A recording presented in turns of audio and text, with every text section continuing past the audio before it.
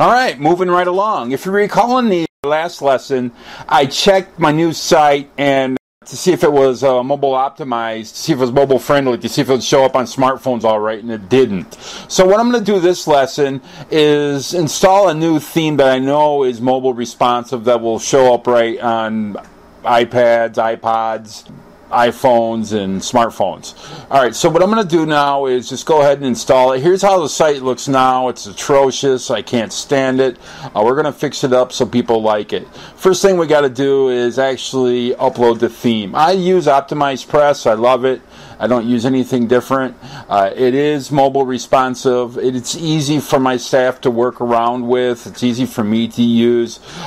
So that's why we use it. If you have your own favorite theme, that's fine. Just make sure it's mobile responsive and it gives you a lot of different looks to play around with. Okay, now hit activate once you get it uploaded. And if you're using OptimizePress, a couple of things is going to happen. First is they're going to ask you for the serial number, the API key that you have to pay for it. This isn't a free theme. There's a reason some themes are free. I won't show you my serial, so I kind of skipped over that.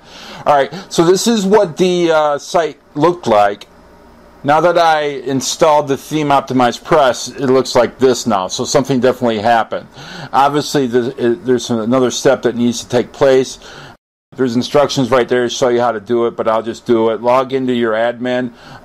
Again, under OptimizePress, click the blog setup. And there you'll have 3 different themes to choose from styles rather. And I like this one over here. You can just hit the magnifying glass over each one of them to get a good feel for what each of them are going to look like. I know that this third style is what I want, so I'm going to go ahead and click that. Then I'll click to continue to step 2.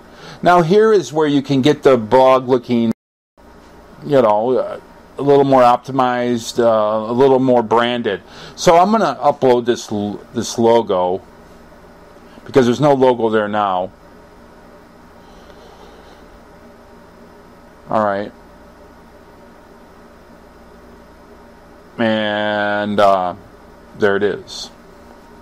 Alright. Nothing fancy, just it needs a logo. We'll probably fix it a million times and put different ones in, but right now here's a logo that we'll use.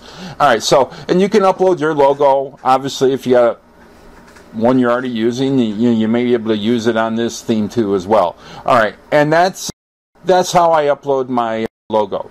Now I'm going to choose a layout. So I continue the next step, and here you can choose different sidebar column preferences. I am going to go ahead and keep everything the same the way it comes on the default, and go ahead and skip to the step 4, the modules. And here, the only thing I'm going to select is sharing. That'll mean every post that we put out, it'll have the social media share. And then I'm also going to put the related post box. Alright, and then I'm going to go ahead and go to the next step. There, the blog is successfully set up. But I want to put some colors in. You put your branding colors in. These are the colors I usually use. Go down to the copyright notice and put your company's name in there, because you don't want it to be OptimizePress. That's the way the site looks now. Certainly not done, but all I want to do right now is to make sure that it's responsive, to make sure it's going to show up on the mobile devices properly. And there it is. And if you look down at the bottom, I don't have to scroll left or right to see the whole site. It's just up and down. And that's for the iPhone. It looks like a small phone, it's not going to show up right, but hardly any site does on small phones. On iPads and smartphones, it shows up fine. This is the way it looks now. We got a lot more work to do with it to make it look better, but at least we know it's mobile responsive.